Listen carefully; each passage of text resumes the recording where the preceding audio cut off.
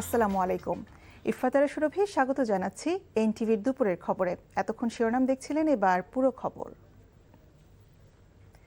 জনগণকে বিভক্ত করে দেশকে এগিয়ে নেওয়া যায় না মন্তব্য করে প্রধানমন্ত্রী তারেক রহমান বলেছেন, প্রতিহিংসা নয়, দেশকে এগিয়ে নিতে হবে ঐক্যবদ্ধভাবে। জুলাই হত্যাকাণ্ডে জড়িতদের বিচার আইন অনুযায়ী হবে বলেও জানান প্রধানমন্ত্রী। তবে বিচারের নামে অবিচার যেন না হয়, সেদিকে সতর্ক থাকতে হবে। দুপুরে রাজধানীতে জুলাই জাতীয় সম্মেলনে প্রধান অতিথির বক্তব্যে এসব কথা বলেন সরকার প্রধান। রিপোর্ট করছেন জাহিদ রহমান। খাবার সরবরাহ আন্দোলনকারীদের জুলাই ২৪ শহীদ পরিবার সোসাইটি এবং আমরা জুলাই যোদ্ধা কেন্দ্রীয় নির্বাহী কমিটির এই আয়োজনে বাংলাদেশ চীন মৈত্রী সম্মেলন কেন্দ্রে মিলিত হন শহীদ পরিবার সদস্য, জুলাই যোদ্ধা ও সরকার প্রধান। এ সময় শহীদ পরিবার সদস্যদের হাতে স্মৃতিস্মারক তুলে দেন প্রধানমন্ত্রী। ২৪-এর গণ অভ্যুত্থানে অংশ নেওয়া পরিবারগুলোর শূন্যতা, অশ্রু আর আজীবনের ক্ষতের কথা উঠে আসে এই সম্মেলনে। দাবি করেন হত্যাকারীদের দ্রুত গ্রেফতার ও বিচারের। আমরা ছাত্রদলের কর্মী। এ সময় প্রধানমন্ত্রী তারেক রহমান তার মা ও ভাইয়ের প্রতি অবিচারের কথা তুলে ধরেন। আমি যদি আমার মাকে জিজ্ঞেস করতাম যে আপনি চান আপনার সাথে যে অবিচার অন্যায় হয়েছে তার আমি নেই, কারণ সেই নেবার ক্ষমতা আল্লাহ রাব্বুল আলামিন আমাকে দিয়েছেন। তাদের বিরুদ্ধে আমি প্রতিশোধ নেই, কারণ সেই ক্ষমতা আল্লাহ আমাকে দিয়েছেন। আমি নিশ্চিত দুভাই আমরা বড় হয়েছি, তাকে আমি চিনি, তাকে আমি জানি। একই রক্ত আমাদের শরীরে প্রবাহিত। আমার ভাইটিও সেই একই উত্তর দিত, যে উত্তরটি আমার মা আমাকে দিত। জনগণকে ঐক্যবদ্ধ করে দেশকে এগিয়ে নেওয়ার কথা তুলে ধরেন প্রধানমন্ত্রী। আমরা চাই না জাতিকে দ্বিধা বিভক্ত করে সামনে এগিয়ে যেতে, কারণ জাতিকে বিভক্ত করে দেশকে কখনো সামনে নেওয়া যায় না। আমরা চেষ্টা করি যাতে কোনো শক্তি আমাদেরকে এই লক্ষ্য অর্জন থেকে কোনোভাবেই আমাদেরকে বিচ্যুত করতে না পারে। সকলের অংশগ্রহণে গণঅভ্যুত্থান হয়েছে বলেও জানান তারেক রহমান। 5ই আগস্ট যে অর্জন আমরা করেছি, এই অর্জন কোনো একক ব্যক্তি, কোনো একক রাজনৈতিক দলের অর্জন নয়। গণতন্ত্রকামী প্রত্যেকটি শান্তিপ্রিয় মানুষের এটি অর্জন।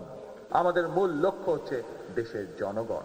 অবশ্যই ত্যাগের মূল্যায়ন হবে, কিন্তু তার অর্থ এই নয় যে আরেকজনকে আমরা বঞ্চিত রেখে আমাদেরকে মূল্যায়ন করব। শহীদ পরিবার ও জুলাই যোদ্ধাদের পাশে রাষ্ট্র থাকবে বলেও জানান সরকার প্রধান। Zahid Rahman, NTV news, Dhaka. জুলাই গণ অভ্যুত্থান নিয়ে সামাজিক যোগাযোগ মাধ্যমে কটাক্ষ করে স্ট্যাটাস দেওয়ার অভিযোগে মরহুম কথা সাহিত্যিক হুমায়ূন আহমেদের দ্বিতীয় স্ত্রী মেহের আফরোজ শাওন ও অভিনেত্রী মাহিয়া মাহির বিরুদ্ধে থানায় সাধারণ ডায়েরি হয়েছে। রাষ্ট্র সংলাপ ফোরাম নামে একটি সংগঠন শনিবার রাজধানীর শাহবাগ থানায় অভিযোগ করে জুলাই গণ অভ্যুত্থান নিয়ে সামাজিক যোগাযোগ মাধ্যমে ফেসবুকে আপত্তিকর স্ট্যাটাস দেন অভিনেত্রী ও গায়িকা মেহের আফরোজ শাওন এবং অভিনেত্রী মাহিয়া মাহি, যা জুলাই আন্দোলনকে হেয় প্রতিপন্ন করার শামিল। এই ধরনের স্ট্যাটাস হাজারো শহীদ এবং আহত যোদ্ধাদের প্রতি চরম অবমাননা বলে অভিযোগ করে সংগঠনটি। অবিলম্বে তদন্ত করে স্ট্যাটাসদাতা মেহের আফরোজ শাওন এবং মাহিয়া মাহির বিরুদ্ধে ব্যবস্থা নেওয়ার দাবি জানানো হয় সাধারণ ডায়েরিতে।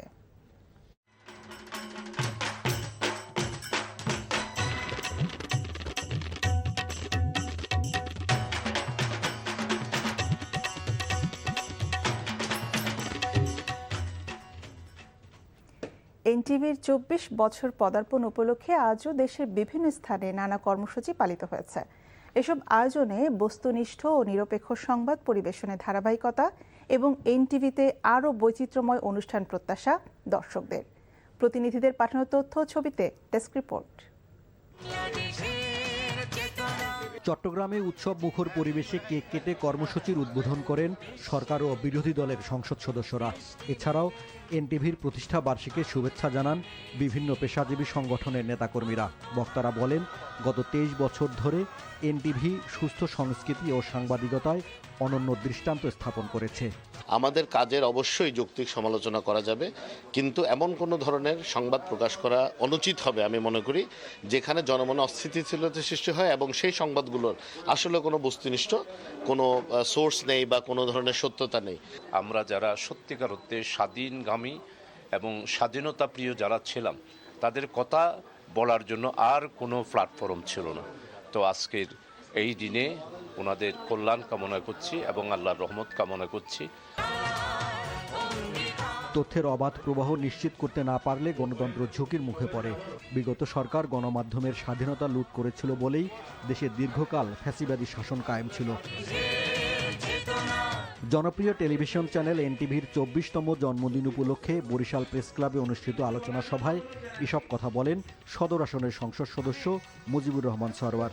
অনুষ্ঠানে বিভিন্ন রাজনৈতিক দল, সামাজিক সাংস্কৃতিক সংগঠন ও পেশাজীবী সংগঠনের নেতারা বক্তব্য রাখেন।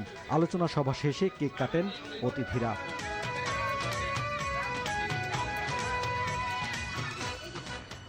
তেইশ পেরিয়ে ২৪ বছরে পদার্পণে খুলনায় বিভিন্ন রাজনৈতিক দল, সামাজিক পেশাজীবী সংগঠন সহ বিভিন্ন পেশার মানুষ ফুলেল শুভেচ্ছা জানান এনটিভিকে। বস্তুনিষ্ঠ ও নিরপেক্ষ সংবাদ পরিবেশনে এনটিভির প্রশংসা করেন বক্তারা। পরে আগত অতিথিদের নিয়ে কেক কাটা হয়। যে এনটিভি বিভিন্ন সময় তাদের নিজস্ব সক্রিয়তা বজায় রেখে জনগণের পাশে দাঁড়িয়ে জনগণের নিউজগুলি তারা ঠিকমতো দিয়েছে। আমরা প্রত্যাশা করব আগামীতে এনটিভি গণমানুষের কথা তুলে ধরবে। এনটিভির ২৪ বছরে পদার্পণ অনুষ্ঠানে কেক কাটেন ঝালকাঠি ২ আসনের সংসদ সদস্য ইসরাত সুলতানা ইলেন ভুট্টো। পরে একটি শোভাযাত্রা বের হয়ে শহরের বিভিন্ন সড়ক প্রদক্ষিণ করে প্রেস ক্লাব চত্বরে গিয়ে শেষ হয়। সেখানে অনুষ্ঠিত আলোচনা সভায় বক্তারা বলেন, নিরপেক্ষ সংবাদের মাধ্যমে এনটিভি মানুষের হৃদয়ে স্থান করে নিয়েছেন। এনটিভি এখনো জাগ্রত আছে এবং এইভাবেই যেন এনটিভি এগিয়ে যায়, সেইভাবে আমি দোয়া করব।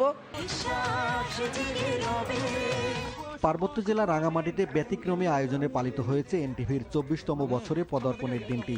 অনুষ্ঠানে প্রধান অতিথি হিসেবে উপস্থিত ছিলেন সাবেক পার্বত্য মন্ত্রী ও স্থানীয় সংসদ সদস্য দীপেন দেওয়ান।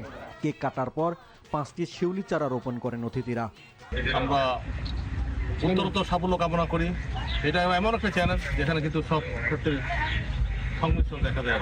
এখানকার বিশেষ করে আমি মনে করি যে এনটিভি পার্বত্য জনের ক্ষেত্রে একটা বিশেষ ভূমিকা আরও রাখবে বলে আমি মনে করি।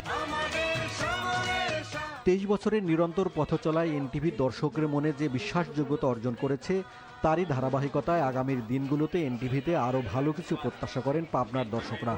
পাবনা প্রেস ক্লাবের সভাপতি আক্তারুজ্জামান আক্তারের সভাপতিত্বে অনুষ্ঠানে প্রধান অতিথি ছিলেন সদর আসনের সংসদ সদস্য অ্যাডভোকেট শামসুর রহমান শিমুল বিশ্বাস।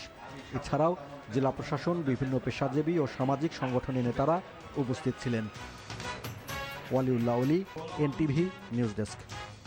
অর্থ পরিকল্পনা মন্ত্রী আমির খসরু মাহমুদ চৌধুরী বলেছেন, বিশ্বের আগামী দিনের বিনিয়োগের মূল গন্তব্য হবে বাংলাদেশ।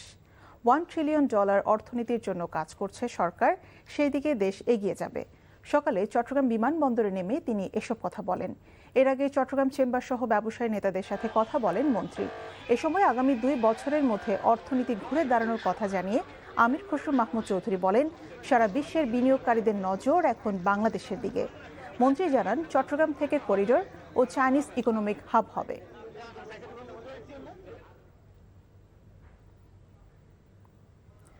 ডিজিটাল প্ল্যাটফর্মের বিভ্রান্তি দূর করতে বিশ্বাসযোগ্য বুদ্ধিবৃত্তিক উদ্যোগ জরুরি বলে মন্তব্য করেছেন তথ্যমন্ত্রী জহিরুদ্দিন স্বপন। রাজধানীর একটি হোটেলে আয়োজিত বৈশ্বিক গবেষণা, সংলাপ ও জ্ঞান চর্চার আন্তর্জাতিক প্ল্যাটফর্ম আল উম্মা জার্নাল ও ওয়েবসাইট উদ্বোধন অনুষ্ঠানে একথা বলেন তিনি। মন্ত্রী বলেন, ডিজিটাল প্ল্যাটফর্মে ছড়িয়ে পড়া বিভ্রান্তি, বিভাজন ও অগভীর আলোচনা মোকাবেলায় জ্ঞান, নৈতিকতা ও দায়িত্বশীল বুদ্ধিবৃত্তিক উদ্যোগ প্রয়োজন। অনুষ্ঠান শেষে সাংবাদিকদের প্রশ্নের জবাবে তথ্যমন্ত্রী বলেন, সকল ইতিবাচক মত, পথ, আদর্শকে সাথে নিয়ে চলতে চায় বর্তমান সরকার। চাঁপাইনবাবগঞ্জের শিবগঞ্জ উপজেলার চকপাড়া সীমান্তে বর্ডার সিকিউরিটি লাইট বন্ধ করে ১২ জনকে বিএসএফের পুশিনের চেষ্টা ব্যর্থ করেছে border guard Bangladesh BGB. BGB জানায়, শুক্রবার দিবাগত রাত ১১টার দিকে চকপাড়া সীমান্তের ১৮৩/৩ নম্বর পিলার থেকে প্রায় ৬০০ গজ ভারতের ভেতরে মুসলিমপাড়া এলাকা দিয়ে বিএসএফ বর্ডার সিকিউরিটি লাইট বন্ধ করে ১২ জনকে পুশিনের চেষ্টা করে। খবর পেয়ে সীমান্তে বিজিবির সতর্ক অবস্থান নিলে পুশিন চেষ্টা ব্যর্থ হয়। পরে ভোরে বিএসএফ তাদের মালদা হোল্ডার সেন্টারে নিয়ে যায়। এই ঘটনার পর সীমান্তে বিজিবি ও স্থানীয় জনগণ সতর্ক অবস্থান নিয়ে আছেন। সীমান্তে অবৈধ অনুপ্রবেশ ঠেকাতে বিজিবির শক্ত অবস্থান সহ নজরদারি বাড়ানো হয়েছে বলে জানিয়েছে বিজিবি। এই ছিল দুপুরের খবরে। এই খবরের ভিডিও সহ আপডেট জানতে ভিজিট করুন এনটিভি অনলাইন www.ntv.com। এছাড়াও এনটিভি জনপ্রিয় সব অনুষ্ঠান এবং খবরের আপডেট জানতে ভিজিট করুন আমাদের ইউটিউব ও ভেরিফাইড ফেসবুক পেজ। 5টায় দেশের খবর দেখার আমন্ত্রণ রইল। ধন্যবাদ সবাইকে।